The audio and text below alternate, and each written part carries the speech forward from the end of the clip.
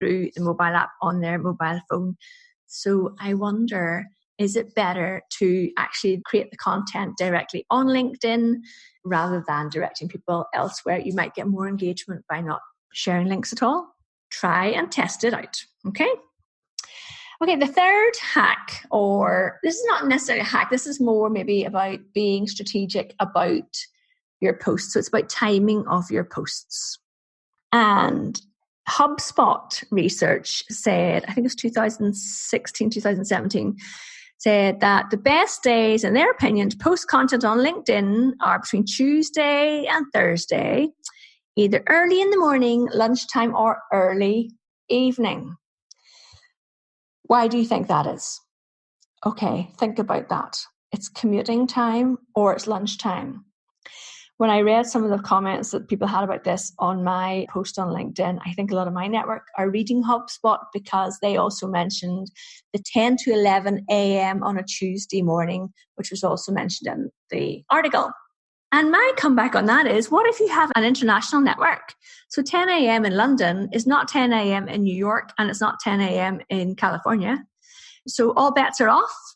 I think that saying that the best time is Tuesday to Thursday morning, lunchtime, or early evening really applies to your network or audience if they are business professionals.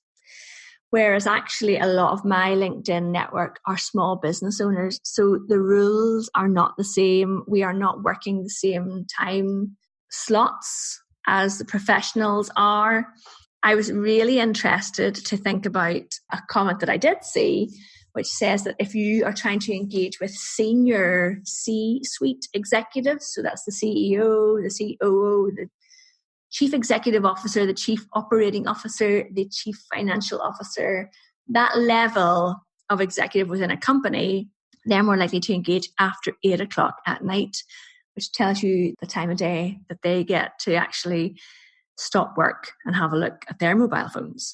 So again, look at your own data, see what your own data said. My last 4 weeks as of recording this podcast, the most popular days for my posts are Thursdays. So there you go. Not Tuesdays at 10 a.m. Mine are Thursdays. It'll be different for everybody. Okay, number 4. People who recommend you or send you recommendations for your work when they've never even spoken to you. So why would you recommend someone who you've never actually worked with? There's the recommendations and there's the skills and endorsements on LinkedIn. And you can go and endorse anybody. Sending somebody a recommendation is it takes a lot more effort because you actually have to write something about it and you send them the recommendation. So why would you do that? So back in the day, this is very common practice on LinkedIn to endorse somebody. And LinkedIn used to ask you, would you endorse your network for various skills that they said that they have? And so people used to do it all the time because that's how we thought we were supposed to use LinkedIn. And so pretty irrelevant, really. And the option isn't there anymore, which I think is a big improvement. So the comments on this were Anya Morgan, who is a mindset coach working with mums who are working in the Big Four, which is the Big Four accountancy firms. She said, the people recommending me for skills they couldn't possibly know I have is utterly baffling to me. What's behind this? Is it the modern day form of you scratch my back, I scratch yours? Will I owe you something in the future? I will endorse people who I have worked with, worked for, or am working alongside. And what I mean by working alongside, I have some really good friends who I know are brilliant at their jobs and I will endorse them for skills. I've never used their services. They've never used mine, but I know they're good at what they do. I hear other people's feedback on their work. So yes, I would endorse those people, but I wouldn't just blanket endorse somebody. And I certainly wouldn't send somebody a recommendation because they sent me one if we haven't worked together. It's just not how I use LinkedIn. Then Casey Gromer, who is a small business chief marketing officer in the US, she said her comments were, depends on your line of business, but followers for the sake of followers makes no sense. Am I missing something? No, you're not missing anything, Casey. I'm looking to LinkedIn as a place to curate a specific tribe of people for reciprocal support, resources, and those most likely to do business with me. Hallelujah. Casey has got it all going on. And actually, as a side note, she's got a brilliant LinkedIn profile, so go and check it out. So that is much more the way I prefer to use LinkedIn, and I think it's much more valuable. All right. I don't know what number we got to. I think 4 and 5 on my notes actually merged together a little bit. So the next one was engagement pods. This is probably the biggest hack that people use on LinkedIn and certainly on Instagram as well, where groups of people collaborate together and post comments on each other's content.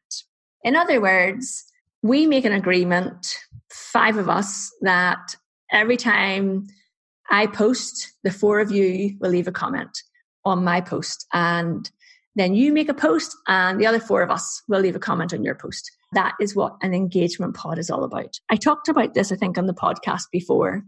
I was involved in an engagement pod, maybe 18 months ago. And based on my experience of that is probably why I'm not really into them at all. You feel obligated to leave comments on posts that aren't really relevant to you or necessarily of interest to you. It's time consuming. Once I stopped doing it and actually started thinking of content that my audience would be interested in, my engagement improved exponentially. If you don't know what content to share on LinkedIn, then get some help and support around that. Work with me if you want, or work with somebody who understands how this whole piece comes together, that you have. What is your message? What are you trying to say? How can you come up with content to share with your audience on LinkedIn that's going to create conversation and lead to business? Spending your time on LinkedIn, commenting on people who have a completely different audience to you, you're not interested in what they do, they're not really interested in what you do, it's a time suck, to be honest, rather than a hack. And obviously, I think it's quite clear I don't really recommend it. Okay, next thing is, so Sarah Hanstock had loads of things to say about this, which is super. So Sarah helps online business owners increase their visibility and connect with their perfect clients through content marketing. Woohoo, go Sarah. So Sarah said that she has seen people suggest that you like your own posts. Interesting one, that one. Can it do any harm? Not really. Liking your own posts. If it works for you, then do it. I haven't done it myself. Maybe I should test it out and come back to you all on that. Tagging yourself at the end of your own post. I have no idea why you would do that, how weird it would look, and how, I don't want to say desperate, but how stuck you are for engagement that you're tagging yourself at the end of your own post. Answers on a postcard. Let me know if you do that. Why do you do that? That's really intriguing. And the other one, Sarah says, is I'll connect with everyone who comments below. That is interesting to me because if I write a post and get lots of comments below and the people commenting are not in my first connections and I find their comments interesting, then I'm quite likely to send them a connection request, to be honest. But it's not something that I write in my post. It's more the way that that's how people get visible in my network. It's how I see people and that's how I find new people to connect with. But connecting with everyone who comments below, people can just write one word below. Are you going to have to connect with them? And maybe they're not really relevant or interesting to you. And then the other thing was what you call the golden hour. Now, what Sarah said about this was interesting. And I do this activity, but not for the reasons that Sarah mentioned. So she said, posts that get a lot of engagement in the first hour after publishing always go on to do well. Well, that makes sense to me because LinkedIn sees those of interest to the network and therefore will show it to more people. That's why people use engagement pods. That's why people think carefully about what time of the day or the week they want to put their post out. Again, measure what's working for you and stick with it. And she says, so people, make sure you respond to all your comments within the first hour of them being left. Now, that's really, really hard to do. I don't teach that you should be sitting on LinkedIn all day. I actually teach people how to build a strong foundation on LinkedIn, a strong strategy and plan around using LinkedIn. That means you spend less time on LinkedIn and more time doing your work that brings you in revenue that helps you grow your business and make more profit. It is not my goal for people to spend more time on LinkedIn answering comments. However, I do have a strong opinion that you should respond to every comment, that people take the time and effort to leave on your posts. And even if they leave something that you think sounds a little bit snarky, respond to it in a diplomatic way and try not to get annoyed.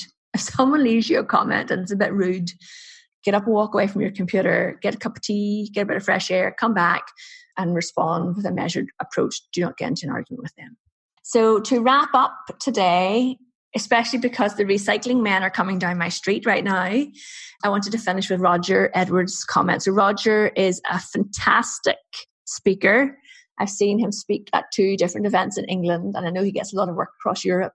Highly recommend Roger for a brilliant speaker at your next event. Marketing consultant and speaker. So he says, Louise, here's a surefire winner.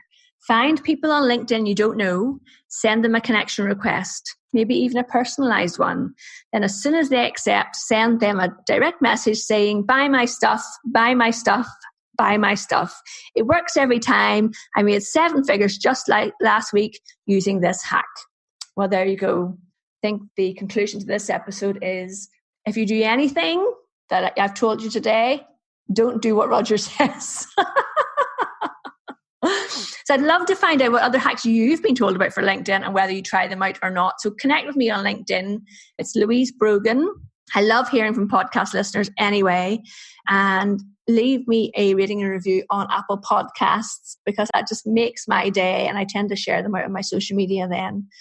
And let me know what hacks you're using. Do they work? What do you think about them? Do they annoy you, or do you just think let people do whatever the heck they want to do?